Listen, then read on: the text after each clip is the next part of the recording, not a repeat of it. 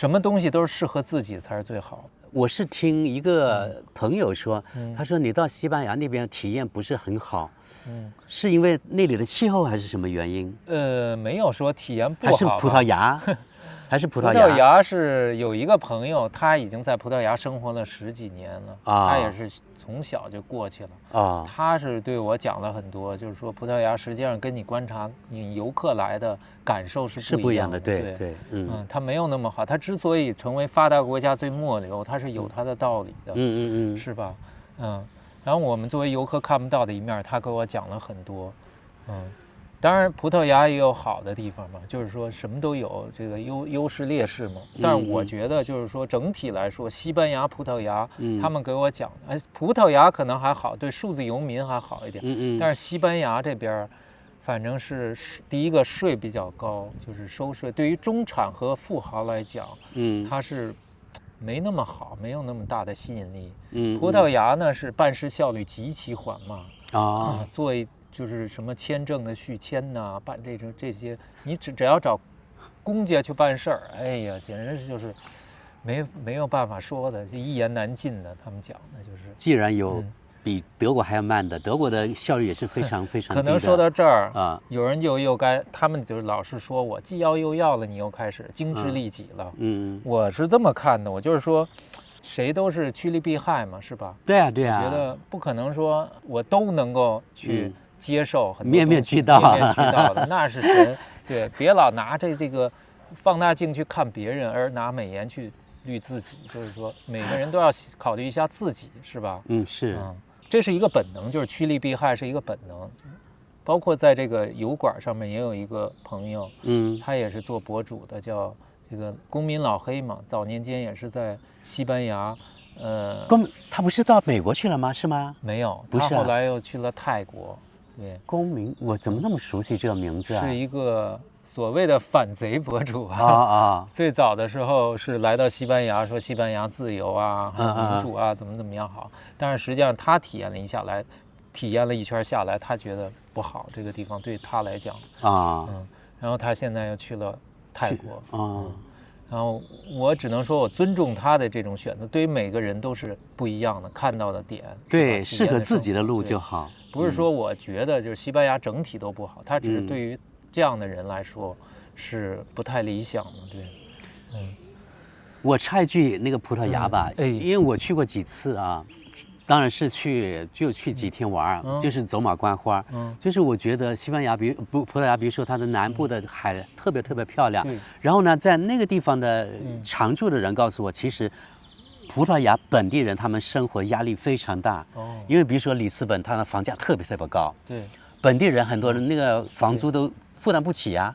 他们说，因为都被欧洲其他有钱的人把那个房价抬高了。对，有钱人好多都是到他那儿去做什么养老退休是啊，本地人他一个月可能他听说拿到手的就是1000欧元左右。对，是的。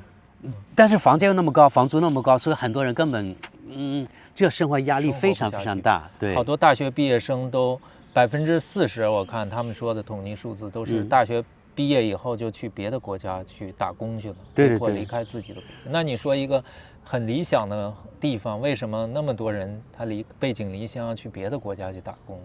是吧？他有他问题的。对，是。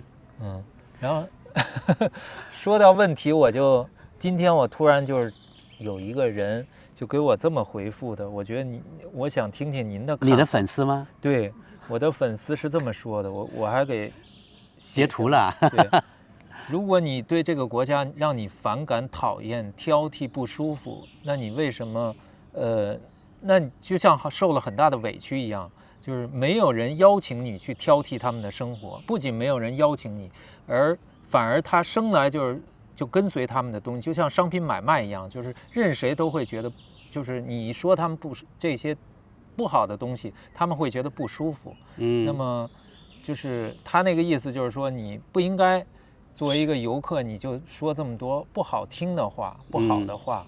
那您是怎么看这个问题的呢？我从我的经历来说吧，比如说我来德国之前，当时我们在国内，中国那是很穷嘛，所以我们对凡是西方国家都有一种很高的一种憧憬，很高的期望，就觉得来德国肯定是到了天堂一样。当时我真的是这样，我的内心啊，因为有这种高的期望，然后也知道这边肯定要比国内好。当然，我想来呀，这是人之常情嘛，对，人往高处走啊，所以我就来德国了，就是总觉得德国很完美。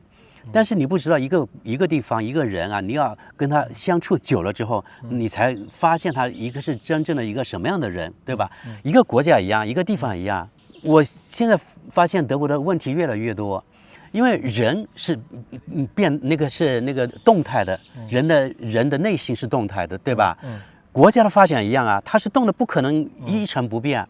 我来的久了之后，我就发现这个国家问题越来越多。从开始的，比如说对这个国家特别的佩服，然后呢，对这个国家发现问题越多的时候，那我肯定的批评就会越来越多啊。还有这个体制也一样，西方的体制原来我在国内的时候，我就觉得肯定是很完美的，中国一定要实行西方体制才能够使中国强大起来。但是你来到这个地方之后，我发现他是执政党和反对党两个人都是永远在互相的那个扯皮，就是像拔河一样，我拉过来，然后你拉过去，我又拉过来，你拉过去，是左右在摇。对呀，而且没有连续性，所以导致了你看我来德国31年了，德国的发展真的不多。为什么可以这样说呢？因为从中国的那个收入啊发展来说，比如说收入吧，折合成欧元或者是美元来说，中国确实上了很大的台阶。由原来我出国的时候94年只有400美元，现在是13000美元，也就是40多倍。而德国呢，31年了，只有1倍。你扣除的物价上涨，其实德国人他生活水平是下降的。这你就可以发现，就是德国本身它有很多的问题，很多人他的生活其实压力很大，因为呢他收入没有上升，反而实际生活水平下降了。所以说我听到的一些负面东西都是听本地人跟我说的。对对对，就这里长久居住的人，他才有这个真正的体验。是没有葡萄牙人或者没有德国人邀请我来，但是你们也是给我提供了很多意见。有一些本地的华人，他邀请我过来，他向我讲述这些事情，是不是？而且你要知道，那个眼见为实，即使没有人邀请你过来，你可以来看了之后，然后呢，你可以有自己的观点，对不对？否则都是那个纸上谈兵。原来在国内，是，我觉得谈正面也好，负面也好，这个国家人作为这种民主国家，他都可以接受的，对吧？他又不是说不允许你去谈，为什么我不能说一些好的或者坏的一方面，都说一说嘛，是吧？我了解到的，当然我说的肯定也很主观嘛，我也希望大家能够帮我纠正，但你不能说不让我说，是不是？还有另外一点，我还补充，还没有说完啊。我的有些粉丝，我不知是不是黑粉啊，也是老在怼我啊。既然德国这么不好，那你为什么还是待在德国不滚开这里啊？不回到你的祖国去？你也知道，就是一个人，他把他的青春都放在这里了，对吧？反正度过了31年，我在这里，我交的社保，我买的房子，什么都在这里。难道你能够抽身吗？就像一个人他结婚了，有小孩，有家庭了，难道你说离婚就离婚了，不管自己小孩了？1秒钟之后就直接抽身，不可能吧？就是说不可能，你一个人批评那个地方，就是说你一定要马上要离开他，不跟他在一起了。而且我觉得我作为一个纳税人啊，我在这里生活，我在这里交税，我也为这个社会做出贡献，难道我指出他的问题不行吗？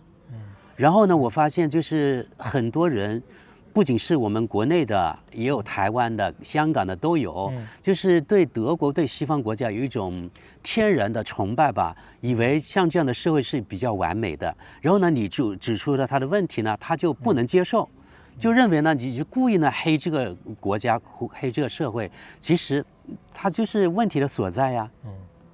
这是我的观点，就是我觉得人要允许、要接受批评的东西。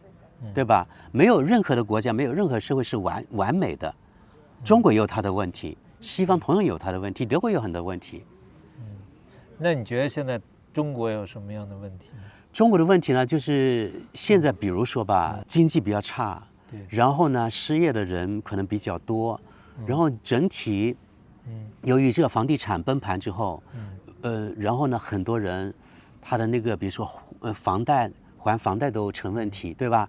然后呢，导致了他整个可能几十年的财富就一夜之间就灰飞烟灭了。是的。然后呢，他们这些人，一个是经济形势不好，你找工作又成问题，或者呢被裁了，整个人好像就看不到希望了一样，这是一点。另外一个呢，就大学生毕业之后，他也找不到工作，或者找到工作就是那种他认为比较低端的工作，2000块钱、2000多块钱的工作。是。反正整个社会可能目前是挺无望的。但是我得说，其实这也是整个国际的大环境的问题，不光是中国一个国家的问题。我们在德国一样，你不知道吗？就过去2、3年，德国它那个企业的破产是创新高的。哦，是吧？对。然后呢，德国从2020年以来，一直每年它的经济都萎缩，也就是负成长。好像我听说了，就是以前是德国是整个欧洲的最强的一个国家，但是现在好像就这几年就不行。这几年经济不增长，反而是下降啊。然后老百姓呢，他们有人说德国是什么德国斯坦，有很多外来德意志斯坦、法兰西斯坦也一样啊。就表明就是他们这些国家的那个人口当中，穆斯林的人口比例比较高。因为你在国内可能没有这样的直观的感受啊。他们穆斯林呢，他是喜欢生小孩的，就是他们生育率相对来说要比如说这里本土的德国人要高，可能高几倍都不一定啊。比如说他们一个家庭一对夫妇可能会生5个到6个小孩，而白人的家庭，德国人家庭可能只生1个或者1.5个平均啊。那么你看，经过1代人、2代人之后，那是不是变成了斯坦了呢？如果这个选举制度没有改变的话，越来越高是吧？啊？对呀，对。如果是选举制的话，穆斯林他肯定是想选一个穆斯林的国家的领导嘛，对吧？对，这就是我想告诉那些人，就是说我指出德国有些问题的话，你就叫我滚开德国，你根本就我觉得没有这个资格跟我说，对吧？而且我也可以这样告诉你啊，你既然觉得中国那么不好，那你为什么不润去美国，不润去西方国家呢？你为什么还待在中国？我也可以这样说啊。现在去西方不好去啊。那不好去那你说明你没本事嘛，对吧？你怨不了谁嘛。那是你怨自己啊，人家也在中国生活，人家也有能力去。那你为什么没有能力？就像我一样，我来去自由，我既可以在中国，也可以在德国，还可以去另外其他国家。我是通过我自己的努力我得来的。我是比较乐于倾听不同的声音的啊，就是有人说这边好，有人说这边不好，我都愿意去听，都愿意去接受，我自己去分析判断，对不对？是的，再加上我自己的感受。我认为啊，目前德国比中国好的地方，我说出来吧，我在我的原来视频我也说过啊，我认为德国的这个医疗保险制度还是要比中国好。医疗保险，对，医疗保险制度。因为德国他们这里呢是每个人都必须有医保，如果你失业的话，他是那个失业保险公司帮你购买医保，他同样也有。然后呢，我们每个月是，如果你是职员，大概是你毛收入，也就是税前工资15%是交医保的。然后呢，你是雇员交一半，雇主帮你交另外一半，也就是你交大概雇员差不多8%左右。也就是1000块钱你要交80块钱。80块。对，然后呢，你有任何的病，一般就不会有自己的支出了。比如说你换那个人体器官呀，或者你得癌症要化疗，这种也不用自己出钱了。我补充一点，就是说还有一点就是在中国，我发现就是你要家属啊、老人啊生病了的话，你还得找这个陪护，你护工啊，然后还得每天去啊，哎呀，花很多的钱在这方面，就是说。伺候他，一人有病，全家就遭殃了。对，是，就得这边好像就没有什么护工的，这个都是没有，医院都是医院的，对，当然他能够护理多好，我也不知道啊。但是说全都给你包圆了，就是连吃饭啊什么的这些吃饭也包括在内，对，都不需要你买任何的东西。不用。这一点确实我都不知道，因为我没有住过院，我不知道啊。我觉得应该不允许你带饭给那个病人吃吧？就是他医院里面提供的。医院是提供，中国也是医院提供，但是你得花钱，你得交伙食费。我觉得德国这里可能可能不允许带东西从外面给那个病人吃吧，也考虑到可能安全问题啊。医疗呢这里好，但是呢效率比国内低很多。比如说吧。我自己也有这样的经历，比如说我的眼睛没有以前好了，我想去看眼科医生，我预约，你知道要什么时候吗？2个月之后，哇，这是算比较快的，听说有的好，有的3个月、4个月都有。你看别的病，看那个专科医生啊，家庭医生有的时候可能你。有什么问题你就打电话给他，2个星期以后也可以。或者你要有着急的病，你可以你实在你这没有急诊的说法，就跟这个医疗体制跟国内完全不一样的。你在这里你就不可能，我说有病了我自己去医院也不行，他不会收你的。有私人医生，你先要跟私人医生去。跟你的那个家庭医生，然后他帮你看。他解决不了的话，他才把你介绍给那个专科医生。然后呢，他觉得专科医生或是家庭医生觉得确实啊，你这个人需要手术，然后呢，他才会开一个相当于一个转院的东西，拿这个东西就才可以去医院，否则你自己去医院他不会收你。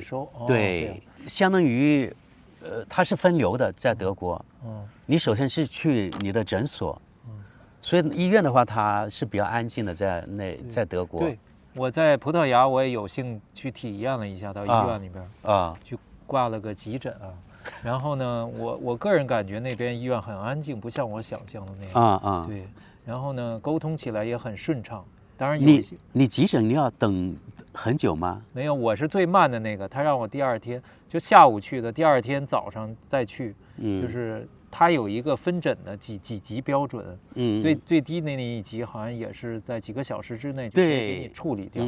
我被分的是最低的那个等级，但是它也还相对来说还可以，就是速度上面我感觉还可以。你说还有什么地方好的？好的我已经说完了，好像还有不好的地方，就是还有一点就是那个治安方面嘛。对，治安那肯定啊。你说吧。治安方面就是看到那个，因为我在火车站那儿，车站那边。哪个火车站？哪个国家？不来梅的那个。德国。然后就看到很多的这个不同的人，然后就有的就躺在那儿，有一个人好像是屁股还露着半个，然后里边还有一些粪便还是什么东西就是要不然就是有一些人在。精神有问题，精神不正常的吧，在大街上就大吼大叫的，看见你就说2句话的那种。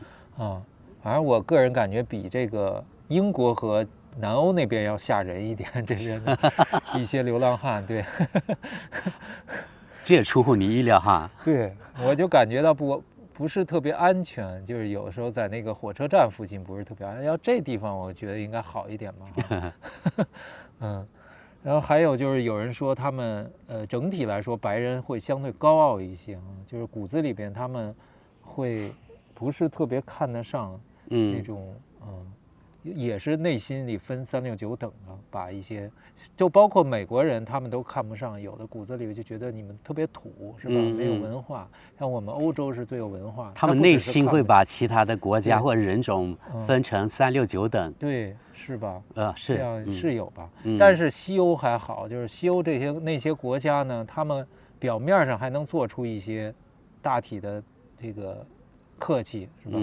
谦让。你说的西欧是哪些国家？英国、荷兰，反正我就去这2个，我觉得他们那边做的还挺好。但是南欧和可能其他一些地方就不是那么挂在表面上，就是态度都很差了。是吗？是吗？有的人个别人，就有点像中国，就我们北京人说白了，有的服务行业也不好，也特别差，是吧？爱答不理的那种样子哈。对。他们就是有这种毛病，都是在这儿。就服务行业没有做的特别像。为什么好多人去泰国就觉得特满意啊？因为他的服务行业各方面都是微笑笑脸相迎的啊。体验不一样，真是每个国家都不一样的。对。你会经过法兰克福吗？你推荐啊？不是，我问你。我没有计划呢。那你飞回国从哪个地方飞？还没买呢。啊，票还没买呢。有可能先到第3国再中转一下吧。你说火车站啊，或者是什么治安的问题？其实那个德国最大的、最乱的地方是法兰克福火车站。听说像去了什么丧尸街。哇天哪！它是德国的丧尸街，就是真的是德国火车那个法兰克福火车站站前街，就是出了火车站门口大概100米，就是从这里大概是100米前面，那就是那个丧尸街。然后那些瘾君子啊，真的是躺在大街上吸毒的啊。真的吗？就是一排的人在那个地方。当然规模没有美国那个费城那个丧尸街那个规模大。但是德国那个地方有机会去见识一下，如果有的话真的很吓人。但是你不要这样拿着你的手机拍，可能有危险。对，最好你用什么那种拍摄那种眼镜啊，或者那个拇指相机啊，可以。否则就比较危险。你在布兰梅看那种是小巫见大巫了，我估计。不过我听说汉堡这个火车站也挺乱的，所以呢，治安我去过好多地方，我认为啊。中国的治安真的在世界上是数一数二的，从安全角度来说啊。对，因为他们说不是遍布都是摄像头监控吗？有摄像头，我觉得才好处啊，有好处啊。如果德国有摄像头，你觉得是对的，是吗？那肯定啊，应该到处都。因为你不做什么亏心事，你怕什么？所谓的什么数据安全，什么你的私人隐私，你自己也是 IT 方面的人，你也知道。只要你用手机、用电脑上网，就没有任何的什么隐私可言。比如说你用谷歌的东西，那你的数据秒钟都到美国那边去了，你哪有什么那个数据安全问题啊？是我们做这个谷歌这块油管的，其实有的时候也是挺抱怨他们谷歌官僚。抱怨什么？为什么？有时候他们不会给你很及时的处理一些问题，突然间就被 AI 所判断错误啊，或者怎么样的。对啊，而且就不会解释。对，不会解释，你找不到一个相关的部门去投诉他呀，是的，或者找他去沟通，你找不到一个客服。有一点，你说在这里啊，就是你想说什么就什么，其实只是部分对。像在这种国家嘛，像德国这种国家，其实它有一个条条框框，所谓的政治正确，就是在这个框框之内你可以说，然后呢超出了这个你就不能说了。那就比如说你作为如果是政治人物啊，你说了一句不得体的话，那么你就会被他们的媒体攻击，还有被其他的政党攻击，然后可能你的政治前程就毁了。这是一个例子啊。比如说不能够过于批评以色列，不能过于批评犹太人在德国，不能过于挺中国共产党，不能挺中国政府。如果你是比较倾向于他的，那你这个人就有问题在德国。汉学家一样，在德国所有的汉学家都是反华的，因为你是如果亲华的话，你是找不到工作的汉学家。这样啊，对，因为你这我不了解啊，这个。对啊，所以在这里久的人你才会知道呀。还有德国的媒体相对来说对中国是报道负面的更多，或者大部分都是负面的，不是光是德国之声。就是我们接触到的德国之声只是对外宣传的媒体，他们对本国人的媒体呢，所谓的主流媒体、非主流都一样，都是报道中国都是负面的，90%几都负面的。所以它导致了他们总体来说，德国人对中国的观感嘛，都是很负面。那你以后就是说，退休了以后，你打算去哪儿生活吗？如果可能的话，我还是想回国。想回国生活是吗？对，回中国的意思。因为我也不知道为什么，就是也许是难的一种现象吧。落叶归根，随着年纪啊越来越长，就是这种想法就越来越强烈。还是想回到广西那边的。对，虽然德国有它的好，但是它是趋势是下降的。另外呢，我越来越没有归属感。是吗？对，没有归属感。就是觉得自己呢格格不入。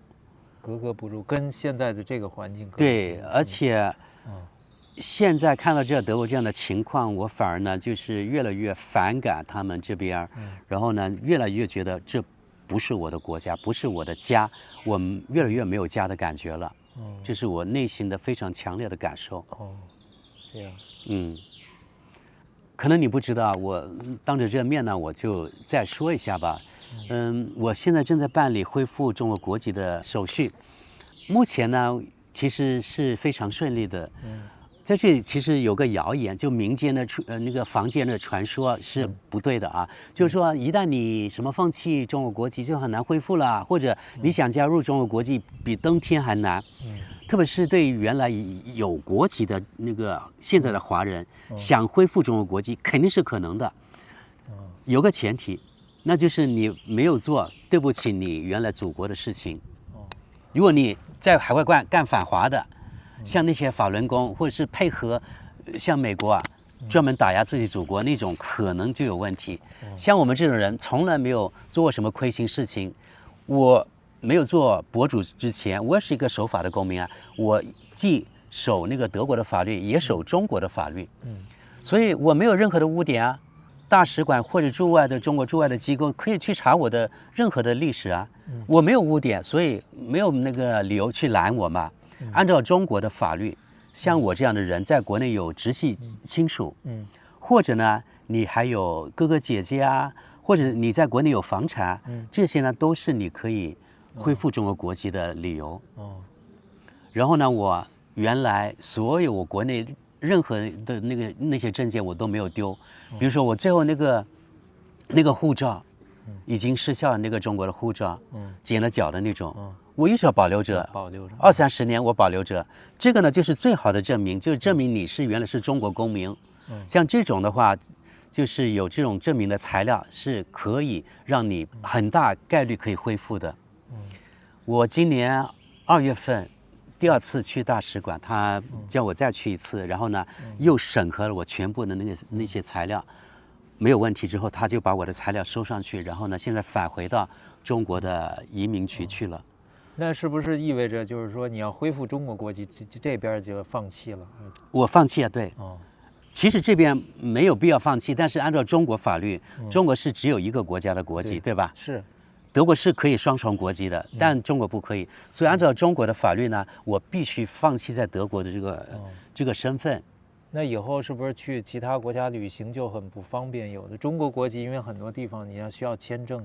是的，考虑这个问题。因为我去过很多国家，我想去的几乎我都去了。我现在想去的话，德国护照我也要签证，比如说去印度我要签证，去俄罗斯我也要签证，德国护照也要签证。我去非洲好多国家也要签证。